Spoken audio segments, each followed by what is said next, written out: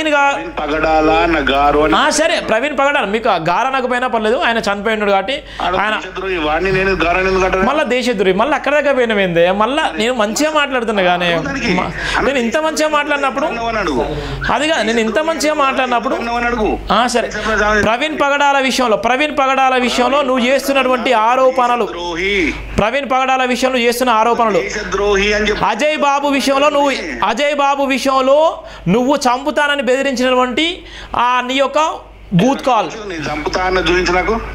మీరు అనలేదా? ఆయన డైరెక్ట్ పిటిషన్ ఇచ్చింది కదా నువ్వు చంపుతానని.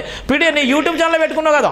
అసలు ఏం మాట్లాడుతున్నావు బ్రదర్ నేను చెప్తున్నా నేను చంపుతా అన్నది నాకు చూపించేవా? నువ్వు లైవ్ లో ఉండు. ఎందుకు ఫోన్ చేయలేదు? ఇగో విను కాబట్టి నాకు ఫోన్ చేయలేదు. నేను ఇదే బ్రదర్ వినండి, నీకు ఇదే చూపిస్తాను. నువ్వు లైవ్ లో ఉండు. నువ్వు లైవ్ లో ఉంటే నేను చూపిస్తాను. నువ్వు లైవ్ లో ఇదే లైవ్ లో ఉంటే నేను చూపిస్తున్నాను. Just wait. అది ప్రయాణ చూపి అదే. ఇగో ఆయన నీ మీద పిటిషన్ ఇచ్చాడు. ఏమని పిటిషన్ ఇచ్చారో నేను చూపెడుతున్నాను. ఒక్క నిమిషం. ఆయన పిటిషన్ ఇచ్చాడు కాదు భయ్. ఇప్పుడు నేను శివ కూడా నన్ను చంపాలని చూస్తున్నాడు అని చెప్తా, అది కాదు. నువ్వు చంపుతా అన్నట్టు ఎక్కడుంది అది చెప్పు. నీ వీడియోలు స్పష్టంగా కనబడుతున్నాయి. నీ వీడియోలలో ఏదైతే అజయ్ బాబు గారు వీడియో రిలీజ్ చేసిండో, అజయ్ బాబు గారు ఎవరైతే పోలీస్ పిటిషన్లు ఇచ్చిండో, నువ్వు నీ యూట్యూబ్ ఛానల్లో మాట్లాడే వీడియోలు ఉన్నాయి. నా యూట్యూబ్ వీడియోలో ఎక్కడైనా అజయ్ బాబుని నేను చంపుతా అని ఉంటే నాకు చూపించు. ఓకే తప్పకుండా నేను అది నీకు చూపిస్తాను. నువ్వు చూపించి నీకు పంపిస్తాను. ఓకే ప్రవీణ్ పగడాల విషయంలో నువ్వు ఇప్పటిదాకా మాట్లాడే అబ్యూజ్ మాటలు, నువ్వు ఇప్పటిదాకా మాట్లాడే ఏదైతే అబ్యూజ్ లాంగ్వేజ్, దాన్ని ఏ విధంగా సమర్థించవచ్చు, ఏ విధంగా దాన్ని అర్థం చేసుకోవచ్చు? సమాధానం చెప్పాలా? చెప్పండి బ్రదర్. ప్రవీణ్ పగడాల అనేవాడు ఒక దేశద్రోహి. వాడు నా దేశద్రోహి అని ఎందుకు అంటున్నా అంటే, వాడు ఒక స్టేట్మెంట్ ఇచ్చిండు. ఏమని ఇచ్చిండు అంటే, బ్రిటిష్ వాళ్ళు నా ఆత్మీయ తల్లిదండ్రులు అన్నాడు.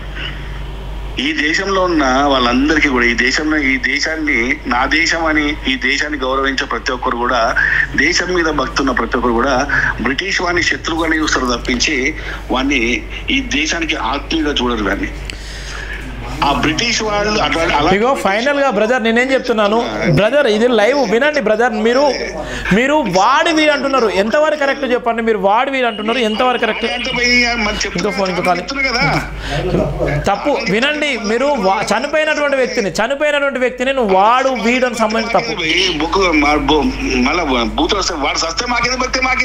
తప్పు. మళ్ళీ అదే మాట్లాడదు నువ్వు. మీ తండ్రి చనిపోతున్నావు, బైబుల్ సాక్షిగా నువ్వు ఖననం చేస్తావు. మీ తండ్రి చనిపోతే నీ 40 సంవత్సరాల వయసులో మీ తండ్రిని మార్చుకోలేకపోయినావు. కానీ మీ తండ్రిని చనిపోతే బైబుల్ సాక్షి పోయి నువ్వు ప్రమాణం చేస్తావు. నువ్వు బైబుల్ సాక్షి పోయి మరి ఆయన కూడా బైబుల్ పట్టుకునే కదా ఆయన గౌరవించని చెప్తున్నాం కదా. నువ్వు ఆయన కూడా గౌరవించని చెప్తున్నాం కానీ డాడీ గౌరవించినట్టు ఆయన కూడా గౌరవించు కదా. ఆయన కూడా నీ అంత ఏజే కదా. ప్రవీణ్ పగడాల గారి కూడా నీ అంత ఏజే కదా. అదే బ్రదర్, ప్రవీణ్ పగడాల కూడా నీకెంత వయసు, ఆయనకంత వయసే కదా. ఆయన అట్లా తిడితే తప్పు కదా. మళ్ళీ ఇట్లా ఇగో నువ్వు తొండికి మొండి అయినవే. నువ్వు తొండి ఆడాలనుకున్నావు, తొండి ఆడుతున్నావు. క్రైస్తవ సమాజాన్ని తిట్టాలనుకున్నా తిడుతున్నావు. ప్రవీణ్ పగడాల విషయంలో పోస్టులు పెట్టాలని కొట్టినావు. ఇప్పుడు కూడా జోసెఫ్ పాస్టర్ అని ఆయన వీడియోలో జోసెఫ్ పాస్టర్ గారు జైబిండ్ల పాస్టర్నే కానీ చెప్తున్నావు. ఇన్ని అబద్ధాలు ఆడుతున్నావు, ఇంతగానం చేస్తున్నావు. అమర ప్రసాద్ గారు నువ్వు ఎట్లా, నీకు ధర్మమేనా? నీ ధర్మం అదేనా? 12 సంవత్సరాల క్రితం పుట్టుకొచ్చినావు. నేను అడిగిన దానికి సమాధానం చెప్తలేవు. నేను అడిగి అమ్మకు సమాధానం చెప్పలేకపోతున్నావు. ఆ అమ్మకు సమాధానం గొర్రె గురించి చెప్తే గొర్రె గురించి ఏదో స్టోరీ చెప్పినావు. రాజ్యాంగం అంటే రాజ్యాంగంలో ఎన్ని అని చెప్పినావు. ఇక గట్లుంది నీ కథ. అమరా ప్రసాద్ గారు చెప్పడానికి అర్థం కాలే. అర్థం కాలే అమర ప్రసాద్ గారు. మళ్ళీ ఒకసారి చెప్పండి. మళ్ళా ఇప్పుడు నేను వినలేదు, ఒకసారి డోంట్ మైండ్ మళ్ళీ ఒకసారి చెప్పు. మాట్లాడు. నేను చెప్పిన దానికి నువ్వు సమానం, యాంకర్కే సమానం చెప్పలేకపోతున్నావు. నువ్వు నాకే సమానం చెప్పలేకపోతున్నావు. అంటే మా నాన్న మతం మారింది కాబట్టి నీ అంత్యక్రియలు నేను చేయను అని చెప్పాలా? నువ్వు మీ నాన్ననే మార్చుకోలేనోడు, మీ నాన్ననే మార్చుకోలేను, మీ నాన్న చెప్పిన మతమే నేను నిజంగా మతం గురించి మళ్ళా అది కాదు అమర ప్రసాద్ గారు, నువ్వు లాంగ్వేజ్ తప్పుడు మాట్లాడితే నీకన్నా 190 మాట్లాడతా, నీకన్నా బూతుల్లో PhD చదివినా గుర్తుపెట్టుకో,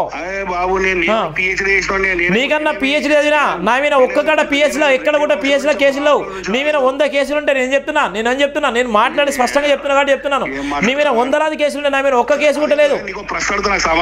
చెప్పు అమర ప్రసాద్ గారు చెప్పండి.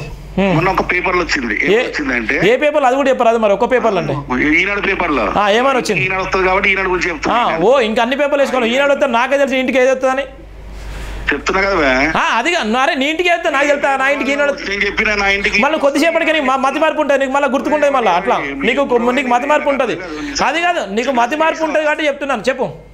అది రిజర్వేషన్ పాస్ అయినట్టు జర్నలిజం కూడా నువ్వు రిజర్వేషన్ నువ్వు లేవు కావచ్చు, రిజర్వేషన్ పాస్ అయితే బాగుండు, IPS అయితే నిన్నైతే బొక్కలేదు, నేను IPS అయితే నేను బొక్కలేదు, ఫస్ట్ అయితే నేను బొక్కలేదు, నేను IPS అయింది అనుకో నీ మాటలకైతే ఎప్పుడో బొక్కలేదు నేను. చెప్పండి. రోజు బొచ్చ మందిని చూస్తాను, అందుకోసం అట్లా మాట్లాడుతున్నావు కానీ చెప్పు. డైరెక్ట్ వీడియోలో నా యూట్యూబ్ ఛానల్ వీడియోలో ఉన్నాయి, అవి చూసుకోపోయి ఇక అందుకోసమే కదా జనం నిన్ను పెంచి పోషిస్తే వాళ్ళు. చెప్పు ఫైనల్ చెప్పు అమర ప్రసాద్ గారు ఫైనల్ చెప్పండి. నేను ఒక ఈనాడు పేపర్ లో గతంలో ఒక న్యూస్ చూసిన, ఏం చూసిన అంటే ఒక క్రైస్తవుడు వాళ్ళ నాన్న హిందూ మతంలో ఉన్నాడు, చనిపోయింది ఆయన, ఈయన క్రైస్తవుడుగా మతం మారిండు, హిందూ ఆచారం ప్రకారం ఆయన తండ్రి అంత్యక్రియలు నేను చెయ్యను అని చెప్పి అన్నాడు, అని వాడు చేయకపోతే ఆ ఇంటి పక్కన ఉన్న వాళ్ళే ఆయనకు అంత్యక్రియలు చేసి హిందూ ఆచారం ప్రకారం. నేను అలా చేయడం మంచిదా, లేకుంటే నా తండ్రి మారిన మతంలోకి ఆయనకు ఆ మతం ఆధారంగా అంత్యక్రియలు చేయడం మంచిదా? మీ తండ్రి 3 సంవత్సరాల క్రితం చనిపోయింది, ఇది మొన్న జరిగింది ఈనాడు పేపర్లో, ఓకేనా? ఏదైతే ఒక్క మాట బ్రదర్, నేనేం చెప్తున్నాను, ఇప్పుడు జరుగుతుంది ఇలా మానవత్వం ఉన్నది ఏది? నీ మానవత్వం ఉంటే మిగతా మీ డాడీ లాగానే అదే మతాన్ని గౌరవించవచ్చు కదా, మానవత్వం ఉన్నదని నువ్వు అనుకుంటే. మానవత్వం ఉన్న అమ్మ చెప్పండి ప్రసాద్ సార్ ఒక్క నిమిషం సార్. మీరు ఏ మతాన్ని గౌరవించొద్దు, క్రైస్తవ మతాన్ని గౌరవించకండి. నువ్వు ఏ మతాన్ని గౌరవించుకుంటున్నావో, నువ్వు ఏ మతాన్ని ఆరాధిస్తున్నావో నీ మతాన్ని నువ్వే ఆరాధించుకోండి. యువతల మతాన్ని గౌరవించకపోతావా అది నీ వ్యక్తిగత విషయము. కాకపోతే ఎదుటి వాళ్ళను వాడు వీడు అనే మాటలు మీరు ఆ లాంగ్వేజ్ మార్చుకోవాలని 100% నేను రిక్వెస్ట్ చేస్తున్నాను. రిక్వెస్ట్ చేస్తున్నాను, ఎందుకంటే మన డిబేట్ అయినా మన ఫోన్ లో మాట్లాడినా డైరెక్ట్ ఛానల్ లో డిబేట్ చేసినా మనం మాట్లాడే మాటలు ప్రజలకి కరెక్ట్ గా అవి, ఎందుకంటే బూతుల ప్రకారంగానే మాటలు చెడ్డ మాటలు గాని మనం మాట్లాడటము కరెక్ట్ కాదని నా ఒపీనియన్ సార్. అది ఇంకొకటి ఏంటంటే వాడు వీడు అనేది మనం మాట్లాడే మీరు పెద్దవాళ్ళు సార్, మీరు పెద్దవాళ్ళు. ఇప్పుడు ప్రవీణ్ పగడాలు వాడు అంటున్నా, దేశద్రోహి అంటున్నా, అదే మరి మిమ్మల్ని అంటున్నాను, నేను మిమ్మల్ని అంటలేను కదా బ్రదర్. మళ్ళా తప్పు మాట్లాడదు బ్రదర్ తప్పు. నువ్వు అట్లా దేశద్రోహి వాడు అనే అటువంటి రైట్స్ నీకు లేవు బ్రదర్. అమర ప్రసాద్ గారు మళ్ళీ అదే చెప్తున్నారు, ఒక టీవీ డిబేట్లో అన్నారు, టీవీ డిబేట్ యాంకర్ చెప్పిన మాటలు, నేను యాంకరే కదా, నేను చెప్పే విధంగా అమ్మ సమాధానం చెప్తున్నారు అని చెప్పండి. అమర ప్రసాద్ గారు మీరు నాకు తండ్రి లాంటి వాళ్ళు, కాబట్టి ఒక్క మాట వినండి తర్వాత నేను వింటాను. అమర ప్రసాద్ గారు, మీ వయసుతో నేను పోల్చుకుంటే నాకు తండ్రి లాంటి వాళ్ళు, బ్రదర్ లాంటి వాళ్ళు ఉంటారు, మీరెవరో కూడా నాకు తెలియదు. ఇంకొకటి ఏంటంటే ప్రవీణ్ పగడాల గారి గురించి